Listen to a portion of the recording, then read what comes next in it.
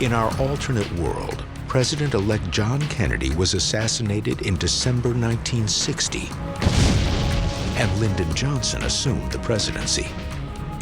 2 years later, an international crisis looms for his administration when U-2 spy photos confirm that the Soviets are shipping ballistic missiles into Cuba. The promise had always been from the Russians they would not put offensive, i.e. thermonuclear weapons, ballistic missiles and such, into Cuba. This was a clear violation of that promise. The Soviet intermediate-range ballistic missiles could hit targets on the U.S. East Coast and Gulf of Mexico in a matter of minutes. So even though the missile deployment was at an early stage, the United States knew what was coming. And this gave President Johnson the opportunity to deal with the missiles before they were operational. LBJ's advisors hold strong opinions on how to deal with the Soviet threat.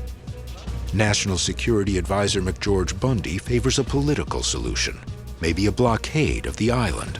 And on the other side, you have the war hawks, the Dean Achensons, the Curtis LeMays, members of the Joint Chief, who just saw the solution real simply as, let's go out, let's bomb these things, we'll talk about it afterwards.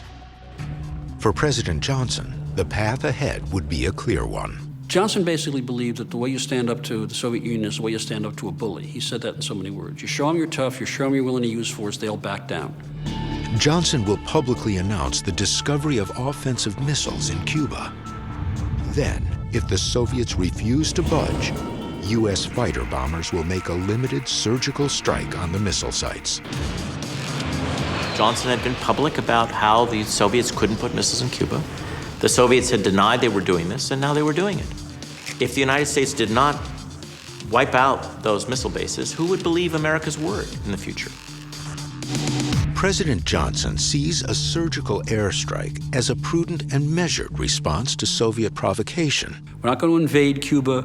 We're not going to do saturation bombing. We're certainly not going to hit the Soviet Union, but we got to take these missiles out.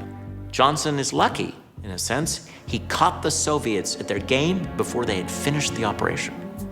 This was the time to act.